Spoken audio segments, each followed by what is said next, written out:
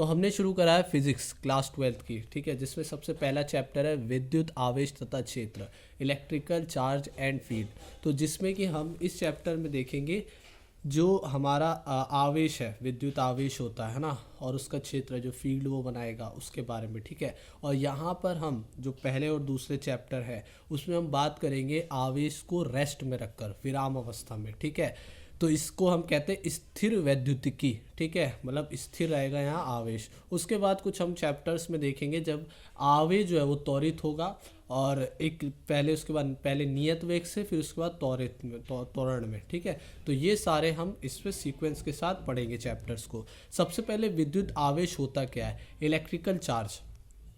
तो चार्ज होते क्या है, देखो भाई, हमें पता है परमाणु के ऊपर चार्ज रहते हैं, ठीक है, जैसे कि प्रोटॉन रहता है और इलेक्ट्रॉन रहता है, और जो न्यूट्रॉन रहता है वो उदासीन रहता है। तो इलेक्ट्रॉन कैसा रहता है, ऋणावेश रहता है, ठीक है, और जो प्रोटॉन है वो कैसे रहता है, धनावेश, ठीक है। तो किसी भी पदार्थ या वस्तु का वह गुण जिसके कारण पदार्थ में वैद्युत या चुंबकीय प्रभाव उत्पन्न होता है या महसूस किया जाता है ना, तो उसी को हम क्या कहते हैं, विद्युत आवेश है, ठीक है। जैसे कि विद्युत मतलब हमें महसूस हो रही है या उसके अंदर उत्पन्न हो गई है, जैसे कि हम कंघे को ऐसे रगड़ते हैं या किसी स्केल को ऐसे से अपने बालों पे रफ करते हैं, और जब कागज़ के टुकड़ों को करते हैं तो उसमें देखा होगा कागज़ के टुकड़े चिपकते हैं उससे, ठीक है। तो उसमें क्या उत्पन्न हो गया, आवेश उत्पन्न हो गया, जिसकी वजह से उसमें क्या चीज़ उत्पन्न हो रही है भाई, विद्युत क्षेत्र या मैग्नेटिक फील्ड उत्पन्न हो रही है, ठीक है। तो किसी वस्तु में अब ये जो हो रहा है ये किस पर निर्भर कर रहा है, ये जो चीज़ें होती है, ठीक है, जो विद्युत आवेश है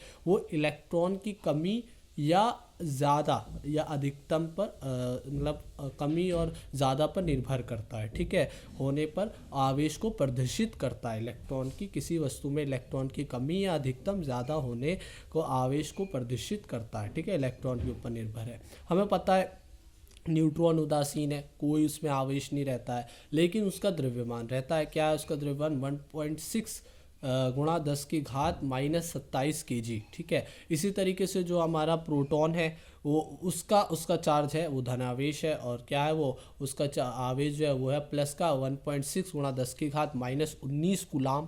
कुलाम क्या एक मात्रक है जिसके बारे में आगे देखेंगे। उसके बाद द्रव्यमान क्या है, द्रव्यमान देखो भाई, उसका द्रव्यमान होता है प्रोटॉन का 1.6 गुणा 10 की घात -27 kg। अब आती है बात इलेक्ट्रॉन के ऊपर। तो इलेक्ट्रॉन के ऊपर ऋणावेश है और उसका जो आवेश रहता है वो रहता है माइनस का 1.67 गुणा 10 की घात -19 कुलाम, ठीक है। मतलब वही चीज़ रहती है, बस उसका आवेश क्या रहता है, माइनस में रहता है, इलेक्ट्रॉन ऋणावेश है ना। और लेकिन द्रव्यमान इलेक्ट्रॉन का बहुत ही कम रहता है। कितना कम रहता है, इसका रहता है 9.1 गुणा 10 की घात -31 kg, मतलब बहुत कम, नगण्य, ठीक है। तो आगे देखो, ये हमने परमाणु की बात करी, ठीक है, इस तरीके से उसमें आवेश और द्रव्यमान देखते हैं, और यही इलेक्ट्रॉन ही निर्भर करता है किसके ऊपर, आवेश के ऊपर। इलेक्ट्रिकल जो चार्ज है यही लाता है, ठीक है, क्योंकि इलेक्ट्रॉन जो रहता है वो क्या होता है भाई, मतलब इसी को हम निकाल सकते हैं, दे सकते हैं, लेकिन जब हम प्रोटॉन न्यूट्रॉन की बात करते हैं उनको निकालना बहुत ही मुश्किल होता है, क्योंकि उनके बीच में एक ऐसा बल होता है जो यूनिवर्स का सबसे प्रबल बल है, ठीक है, जिसको नाभिकीय बल कहते हैं। इस वजह से वो नहीं, हम उसके मतलब उसकी बात नहीं करते आवेशों की, हम इलेक्ट्रॉन के आदान प्रदान से हम आवेश, इलेक्ट्रिकल आवेश देखते हैं।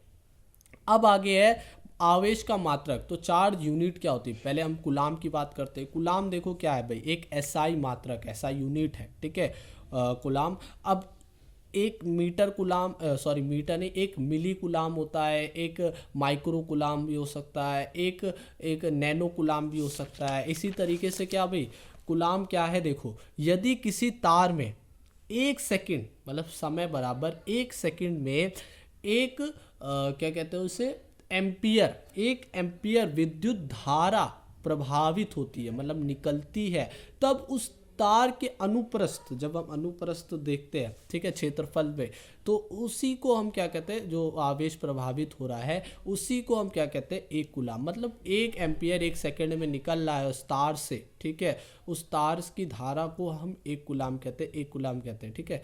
अब एक कुलाम जो है वो सीजीएस मात्रक भी होगा इसका, ये तो ऐसा ही मात्रक है। सीजीएस में ईएमयू से देखते हैं, इसे सीजीएस में ईएसयू भी बोलते हैं, ठीक है, या फ्रैंकलिन भी बोलते हैं, या स्टेट कूलाम भी बोलते हैं।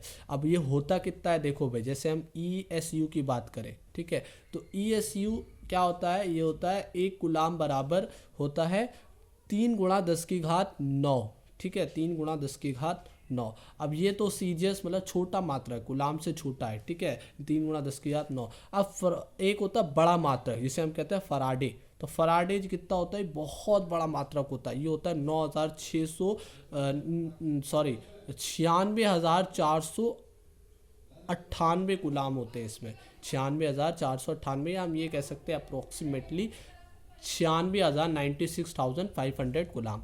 तो इतना होता है, मतलब बहुत ज़्यादा। अब आवेश है, उसकी विमा भी देखो, मात्रक है तो विमा भी होगी। तो इसकी विमा अगर हम देखें, जो तार है, एक जो हमारा आवेश है वो कितना है, एक आवेश बराबर है इज इक्वल टू में जो उसमें धारा है ना, बटा समय, मतलब एक धारा कितने समय में निकल रही है, ठीक है। अब इसी को उल्टा कर दो, धारा बराबर क्या हो जाएगा, आवेश गुणा समय। यही तो हम देख रहे हैं, 1 कूलाम जो है होता है 1 एम्पियर एक समय में, ठीक है। तो उसी को हम क्या करेंगे, धारा में जो प्रभावित हो रही है 1 कूलाम पर सेकंड को ही तो हम क्या कहते हैं,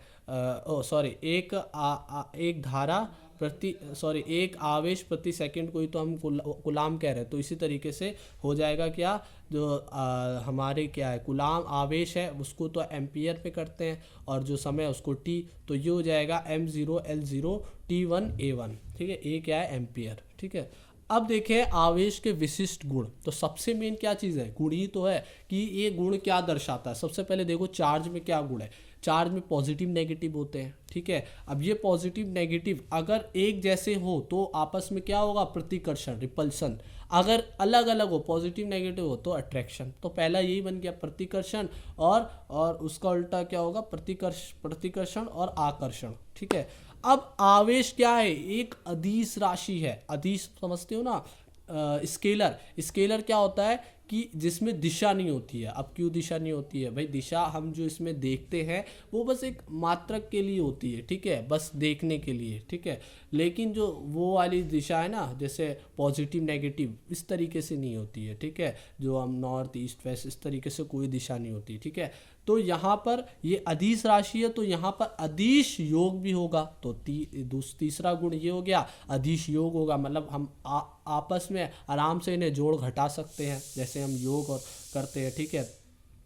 अब आगे देखो, आवेश संरक्षित होता है, संरक्षित मतलब होता है कंजर्वेशन, ना तो इन्हें नष्ट किया जा सकता है ना ही बनाया जा सकता है, एक उससे दूसरे उसमें परिवर्तन हो सकता है, ठीक है। इसको हम क्या कहते हैं, संरक्षित कहते हैं, कंजर्वेशन कहते हैं, ठीक है। तो ये भी है। और आवेश जो है, वो जो चार्ज है वो अपरिवर्तन है, मतलब इसका परिवर्तन नहीं होता है, ठीक है। परिवर्तन क्या होता है, जब कोई वस्तु जो होती है जैसे कि द्रव्यमान है ना, वो क्या है, परिवर्तित है, ठीक है। इसका गुण है परिवर्तन हो जाता है इसका। जैसे कि कोई वस्तु गति में है, कोई किसी वेग से जा रही है, मान लो लाइट की स्पीड से जा रही है, तो यहाँ पर जब कोई वस्तु लाइट की स्पीड से जाती है तो उसका द्रव्यमान बदल जाता है। लेकिन अगर हम आवेश को देखें, अगर हम कितनी भी स्पीड से भगाएं तो इसका जो द्रव्यमान है वो नहीं परिवर्तन होता है, मतलब ये वेग पर निर्भर नहीं करती है। तो इसी वजह से हम कहते हैं जो क्या है हमारा आवेश है वो